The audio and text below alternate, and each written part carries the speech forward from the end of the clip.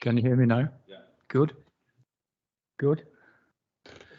Believe it or not, it's a bit unusual for me to be a bit tardy on the last minute of this committee, because like all committees of the County Council, this is a very important committee, the Audit, Risk and Governance Committee, of which I'm privileged to be still the chairman. It's a warm welcome from me this afternoon to all members of the committee, including, of course, the new members of the committee who were elected in early May, and have the privilege of being allocated, presumably they wanted to be on it, to this committee. And to the officers who are assisting us this afternoon, one or two may be here physically, one or two may be remotely. I believe the Grant Thornton representatives or Representative Stuart Basnett would be virtual. Sorry, he's here. Sorry, Stuart. I was led myself to believe previously that you wouldn't be here, but we'd be virtual. It's good to see you live, as it were. Thank you, Alan. It's a pleasure to be here. That must be the voice of County Councillor Stuart Morris. It is, sorry. But yeah, you were welcome as well. I meant you as well, Stuart. Thank you, Alan. So we'll carry on with the meeting now, and item 1 is apologies, please, Paul. Thank you, Chair. We've had apologies from County Councillor Shedwick, and he's been replaced by County Councillor.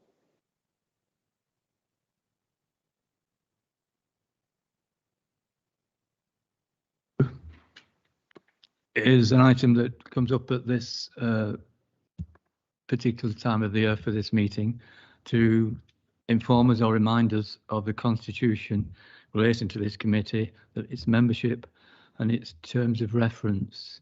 Do you want to say a few words about this, Paul? Just at the report, as you said.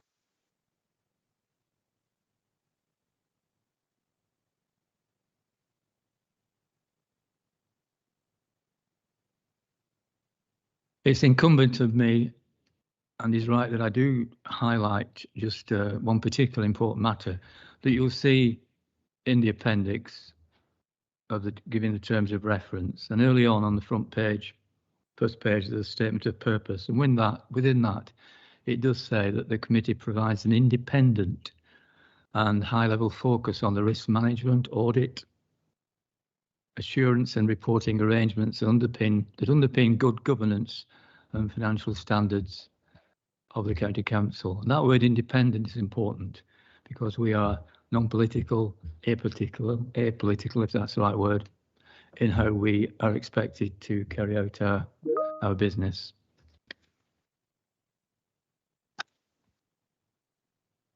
So I take it the committee are able to note those 3 things in the recommendation. Themselves and the chair and County Councillor Rupert Swarbrick on my right is the deputy chair of the committee. The membership of the committee is given, and as I say, number 3, very important, the terms of reference. So I take it we're all okay on that. Thank you very much.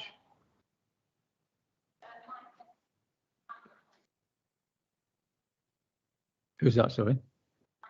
Mike Jensen. Do you want to speak, Mike? Just to say that some of the microphones on your physical presentees are not working. We can't hear what they're saying.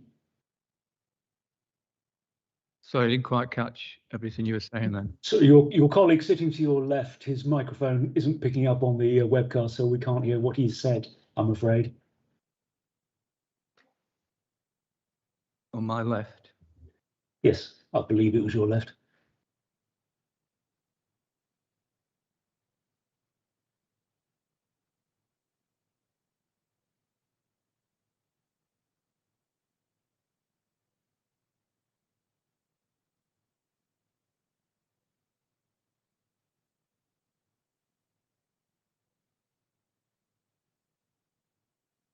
Sorry, Mike, I wasn't familiar with the controls on my this equipment here.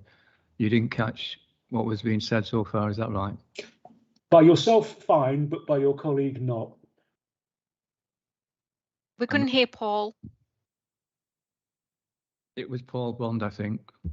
who you're referring to, who was just giving some brief remarks in relation to item 2, the constitution membership in terms of reference, which I then expanded upon.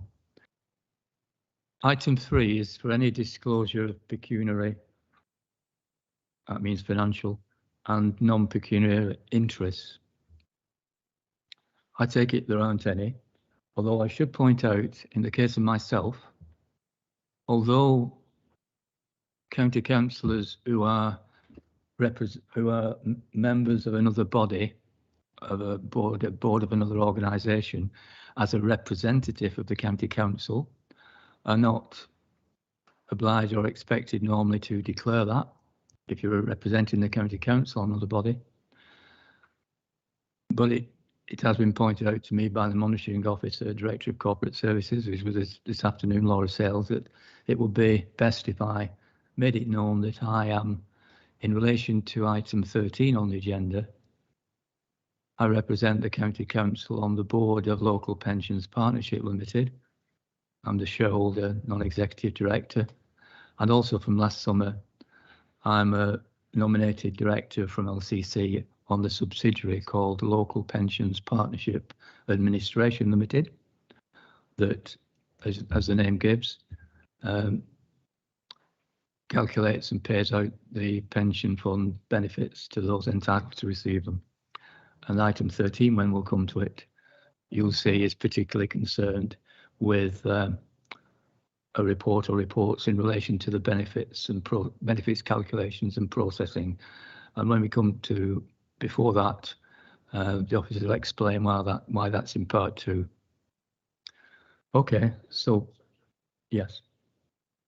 Just a quick question. I'm also a director of Lancashire County Development Limited and indeed chairman of the audit committee there. Could I just have reassurance I'm not marking my own homework because the relationship obviously between the two is a little bit confusing, I would say, to untrained eyes. I can confirm this, but I wouldn't have thought you'd have to declare that. From time to time, one or two members of this committee, including me, have asked how the accounts of that organisation, LCDL, fit in, and I know they have their own external auditors. Do you want to say something, Laura? No, just to say really that in such circumstances, it is preferable to be transparent and make it clear that you have an interest, even though the rules may not require you to declare it. Could you put that another way? Sorry? I don't understand. Oh, okay, sorry. Technically, if you're appointed by the county council to an outside body of whatever description, you aren't formally required to declare an interest. It isn't counted as an interest. But of course, being the Audit, Risk and Governance Committee, is good practice to be transparent to any members of the public who are watching, to make it absolutely clear that you do have that interest. And then people can't say afterwards that they weren't aware of it. Thank you. Sorry, through you, Chair. So does that mean I should be declaring as an interest my directorship of LCDL? Sorry, I don't think there's anything specific about LCDL on the agenda today, so no. Thank you, Laura, for that answer. We now come to minutes of the meeting held on the 26th of April 2021. I think it's strictly speaking, you don't have to have attended that meeting to propose and second that they accept as the correct record, but the only two members present this afternoon who were present in the membership of the committee then were myself and County Councillor Julie Berry. So I'd like to propose, and I hope Julie would be agreeable to second, that we approve those. Yeah, I'm happy to second the minutes of those meetings as correct, true record. Thank you. Thank you very much.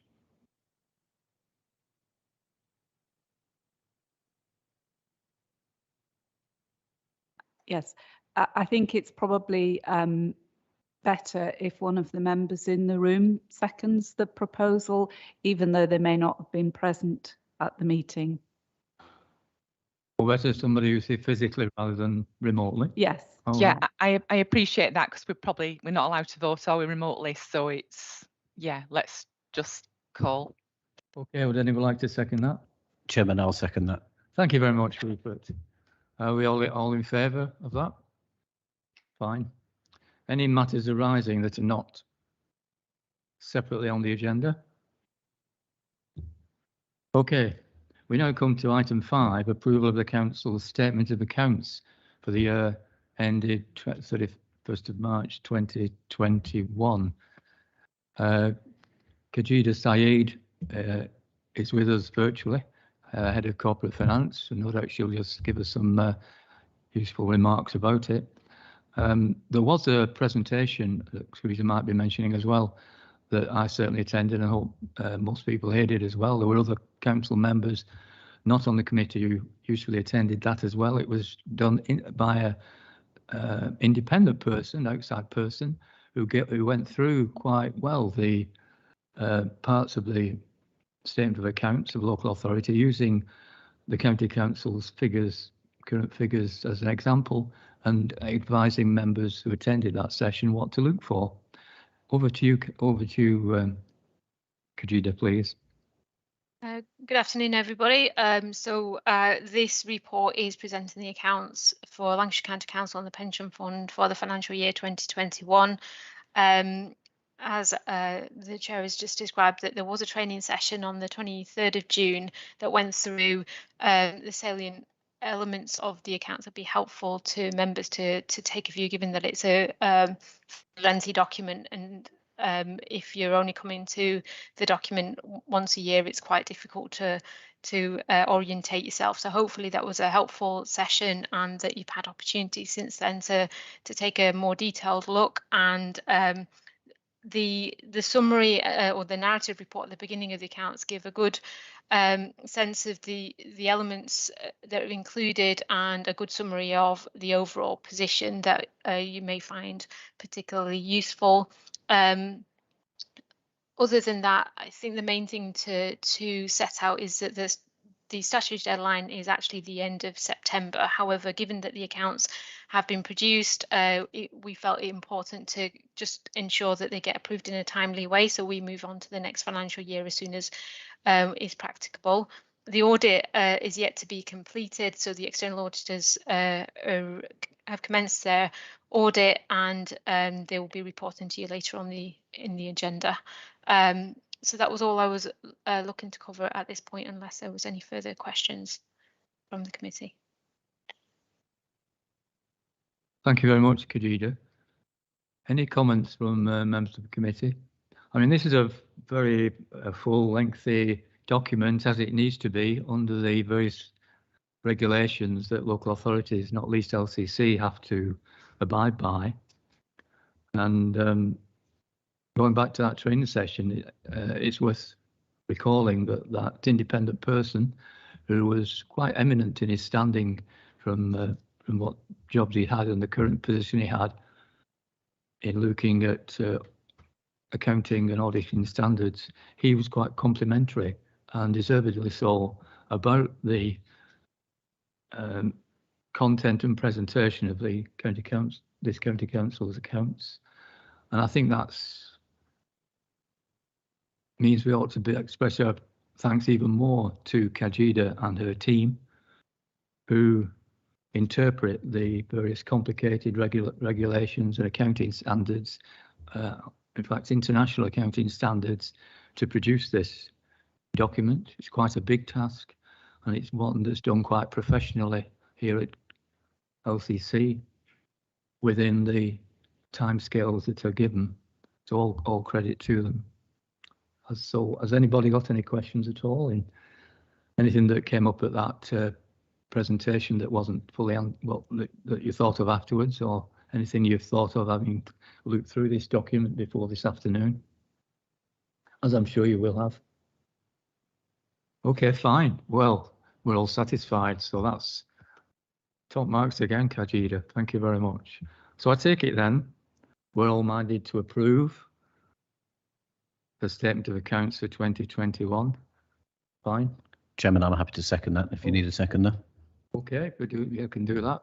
I'll formally propose it. You've seconded it, Rupert. Thank you. We're all in favour of that. Thank you.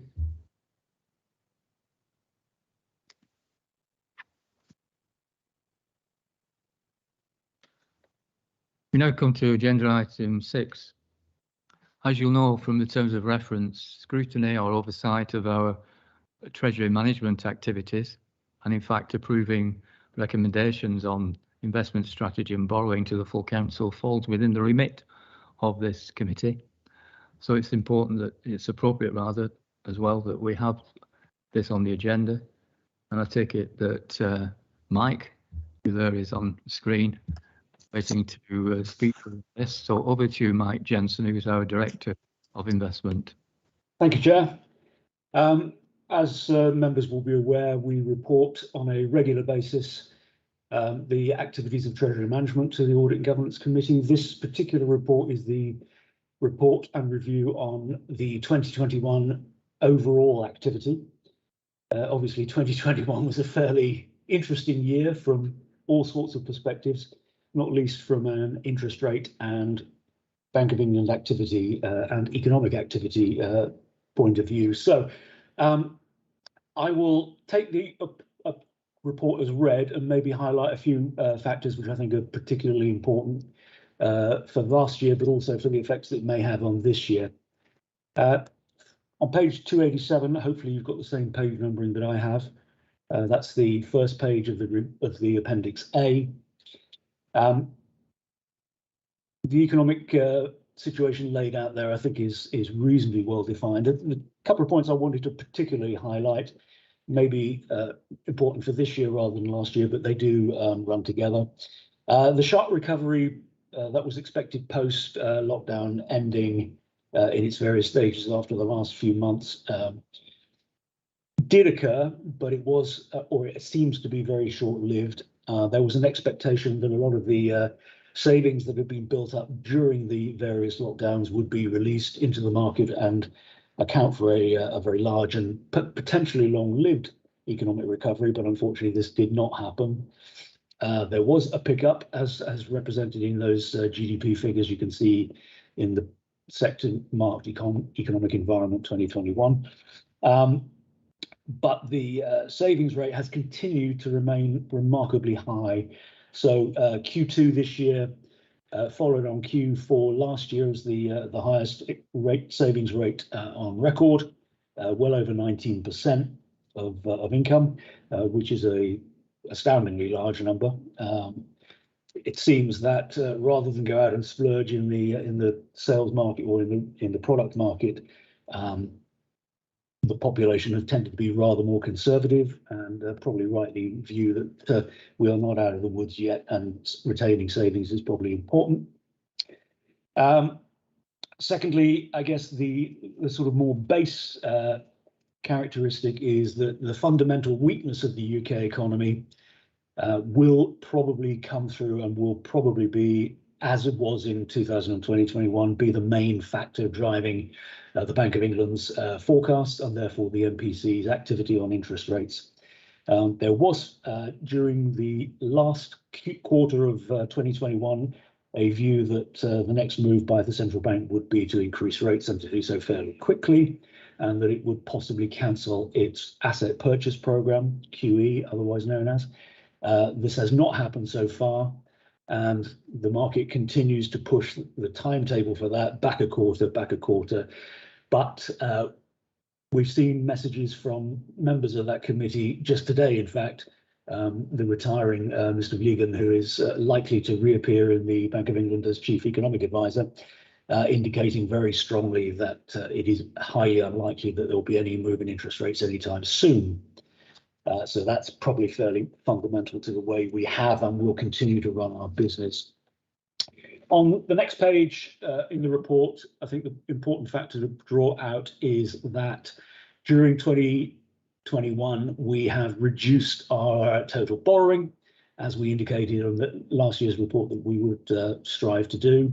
So we have seen a drop of over £150 million. That will continue during this year as the two long-term bond issues we got into the market in 2020 in turn lead to the repayment of loans as they fall due from existing borrowings. That in turn has meant that our total investment portfolio has similarly reduced. So you can see there also an over £100 million fall in total investments. Now that does have the effect of reducing the scope that I have to make potential income additions into the portfolio, but we'll continue to try and manage that and make that effect as small as possible. What you also see there is that the amount of long-term investments has risen substantially and the level of short-term investments has fallen substantially, similarly. Well, that's been driven during the year by the fact that during 2021, effectively short-term rates went to zero, and in a lot of points on the yield curve, they effectively were negative and continue to be negative.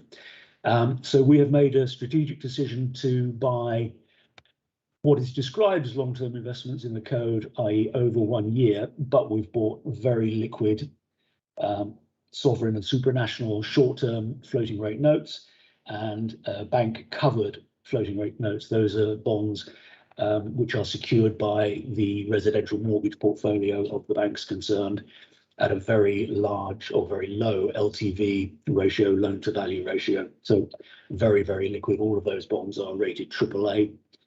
They are sellable at a day's notice and very, very liquid. But importantly, from our perspective, they've allowed us to increase our credit quality in the book, as all of those bonds are AAA and all of the banks we were lending to short term are substantially lower rated, mainly in the single A, triple B area, which is why we're not lending to them. But also because they are considered to be longer term investments, they pay a decent spread over short-term rates. So we're actually maintaining our yield profile in spite of a lower interest rate market. On page 290, the next page, again, the important thing I wanted to bring out here, I beg your pardon, on the page after 290, is the profile, the debt profile of Lancashire. As you may remember, 2 years ago, after 9 to 10 years of very low short-term rate and a policy that was to fund ourselves with short-term interest rate products, we agreed that we would restructure the debt books of Lancashire County Council more evenly, basically 1/3 short-term rates, the blue bar under 12 months, 1/3 medium-term rates, the blue bar 2 to 5 years, and 1/3 long-term rates, the blue bar 15 years and above. So obviously we haven't quite reached 1/3, but that process is still ongoing. And by the end of financial year 21-22, we would expect that to be pretty much bang on 1/3, but we will report accordingly. So what we have there now, we believe, is a better match between our assets and our liabilities. The graph for investment profile, a couple of pages further on, looks remarkably similar to that debt structure. That's on page 291. So we do have a better balance of liabilities and assets that reduces substantially the authorities' yield curve risk, which is something that most local authorities don't recognise or don't mitigate for, and it can be a substantial risk for an authority to have on its balance sheet. Security is still strong. As I mentioned earlier, we've increased the credit quality of our assets, and the investment credit quality overall of the book, AA, is effectively only brought down by the reduced credit rating of the UK government by Moody's and Standard & Poor. That is now AA3, having at one time been AAA. So obviously we consider that given that we're located in the UK, we're denominated in sterling, that we still will maintain a UK government exposure for the reasons as usually set out, that the UK government can always print more money in extremis. We don't expect them to do so except via the QE programme. So we don't recognise it as being a substantial problem for our profile. Moving on to page 292, the chart at the very bottom there outlines the average return through our various portfolios.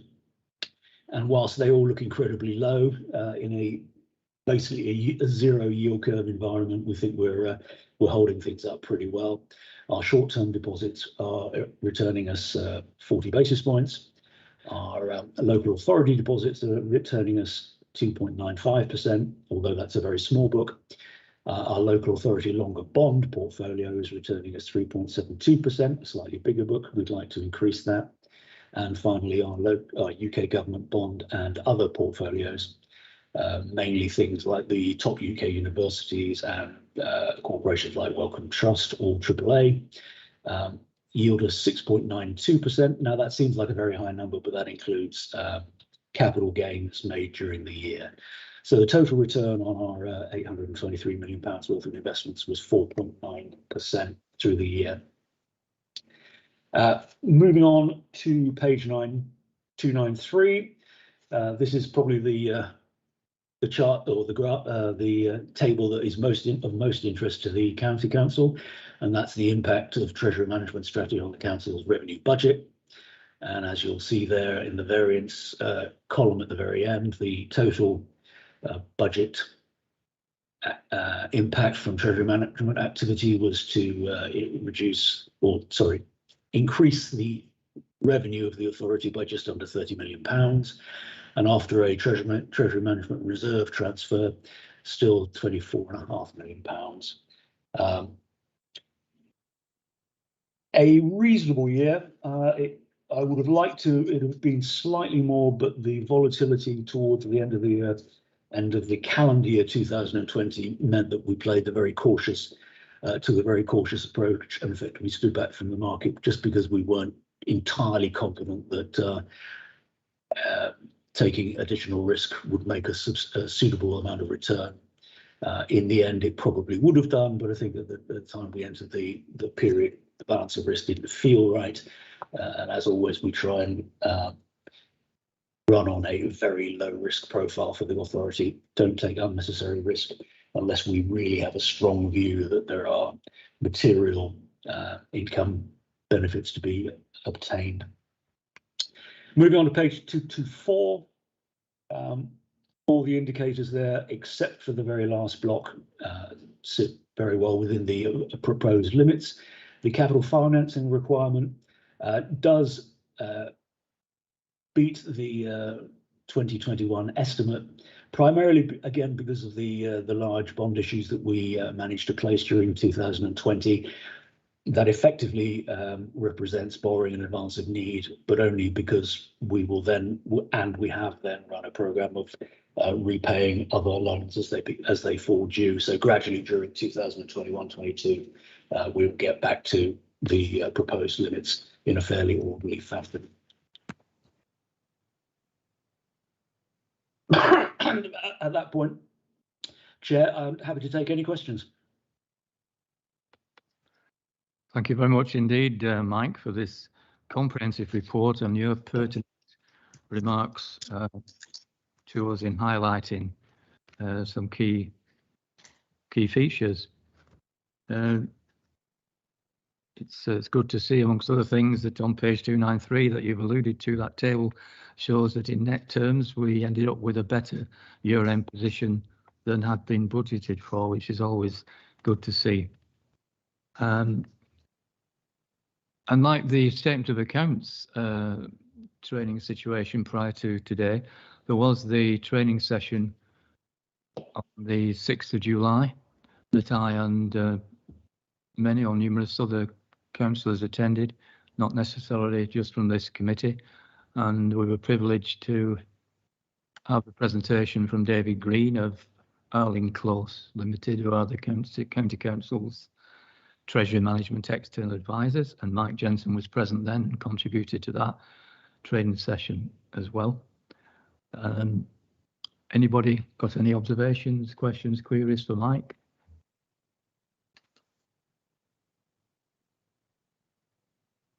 No, that's fine. Well, thank you very much again, Mike, for that. Thanks very much. You're welcome, Chair, and hopefully this year we'll carry on the trend of the last 12 years of good returns from treasury management. Thank you for your support at all times. Absolutely, Mike, and we hope that's the case as well, obviously. Thank you for all the good work that you do.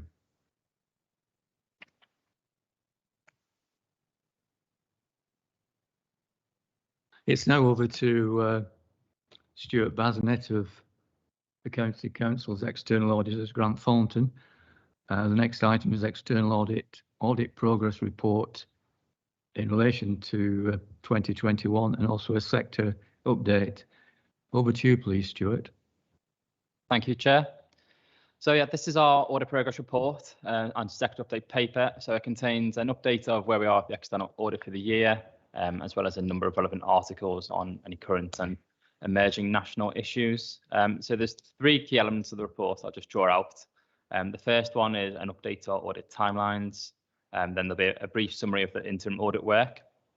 And then thirdly, there is the usual sector update reports at the back of our report. So starting on page 4 of our report, which is page 302 of the agenda pack, just in terms of the timelines for the audit, obviously Khadija and the audit team have done a great job in getting the draft accounts ready so soon. Our main audit team are planning to begin work on site or virtually on site, working remotely from late August. However, we do plan to perform a number of tasks in advance of that.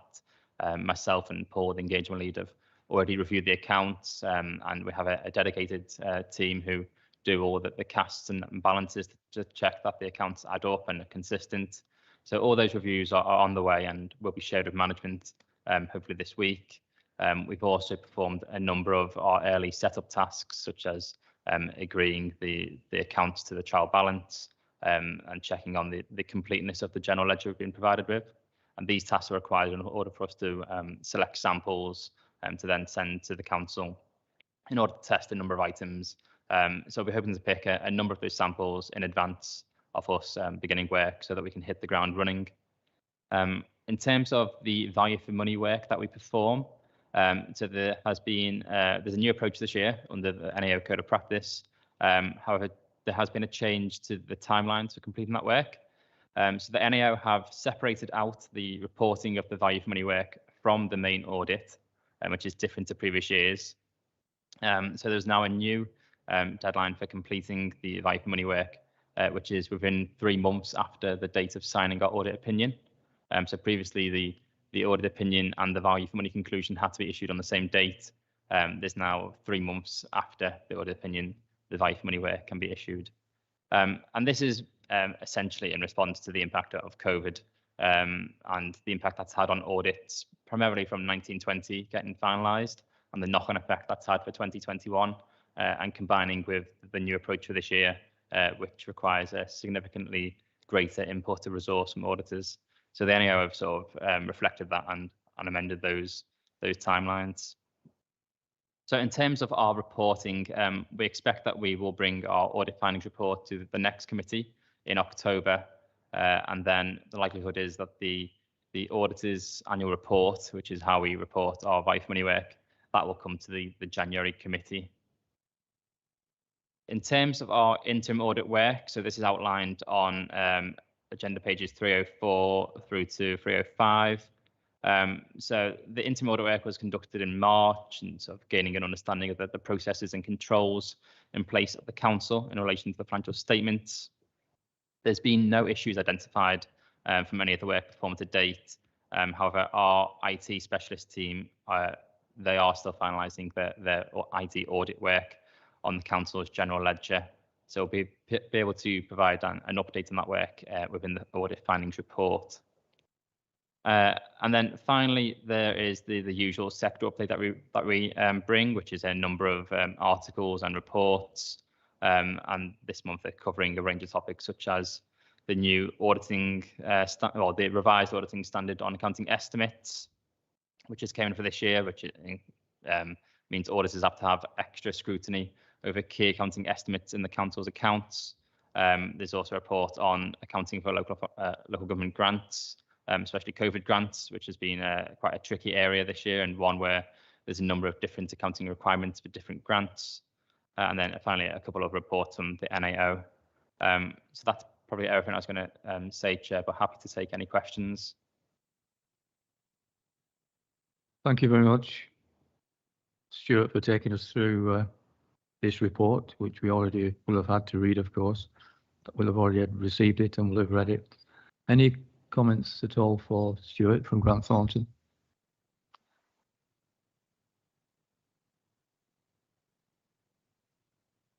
I've always got to look at the screen in front of me. I can't see the one at the back, but I can see the one in front of me to see whether any of the people attending remotely want to raise their hand. But that's not the case. So thank you very much, Stuart, for that report. I take it that we're happy to note it. Thank you very much. Item 8, Chairman's Annual Report. That's Chairman of this committee. This was introduced on the agenda for this time of the year a few years ago. And presumably to, if I recall correctly, to enhance accountability, to remind members or advise new members of what the committee were doing in the last year. And I'm grateful to Paul Bond on my left for drafting it. I made one or two suggested changes. So it is in front of you. If you've got any queries at all on any of the items, we're glad to hear that. Any questions at all? Yes, Matthew. Thank you, Chairman. Just a question about internal audit. There are references in some of the documents to the redeployment of internal audit staff. Are they being returned, or if not, when will they be? Also, where were they redeployed to? Thank you. Yes, Ruth. Thank you. Yes. Yes, they have all returned now. We got the full team back in time to start work around the 1st of April. So for this year, we've got a full normal plan going ahead. And I used to be able to sing a song to this one because we had, I think, 5 in procurement, 4 in care navigation, 3 in adult services, but I forget the rest. It worked quite well. They were all in operational roles, one way or another. So, yeah, very busy. Thank you for asking. Yes, it's commendable that those members of the internal audit team, and indeed other sort of non-frontline staff did tremendous work during the COVID period to help with frontline services. I'm sure very grateful to them. Okay, number 9 on the agenda is a draft work plan of this committee, looking from including this meeting and going into early next year, what the items would be that we are going to look at. I think maybe 1 or 2 additions or amendments to that. That's correct, isn't it, Paul? Just to mention that it's not on the schedule, but going forward, the committee will receive reports on the pension fund risk register, as this committee is the audit committee for the fund, and it's anticipated that that first report will come in October. Okay. Are we okay to accept that, to note that work plan? Thank you very much.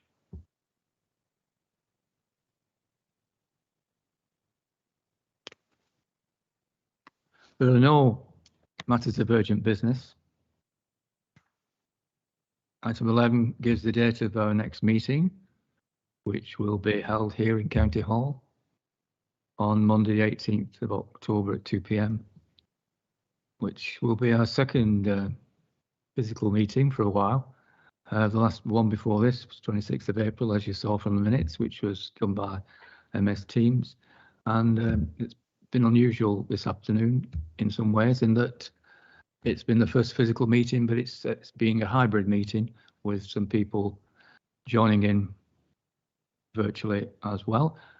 And normally in the past, when we've had physical meetings, it hasn't been in this room, but it's been picked today because of the layout facilities. And if I forget to say this at the end, I think it's admirable the work that Democratic Services staff have done in organising the meeting today, both for physical attendees and those joining virtually. We now come to the matter of excluding the press and public. So the committee are asked to approve this exclusion. It's in relation to the Part 2 item. Is it normal, Laura, to explain at this point why there is this exclusion, or is it better to mention that when we come to the agenda item? Well, Chair, the straightforward answer is it concerns the commercial interests of a third party, which is uncontentious. So I don't mind mentioning that as one of the reasons for putting it in Part 2. Okay, so I take it we're okay to exclude the press and public. So when we know that that has been done,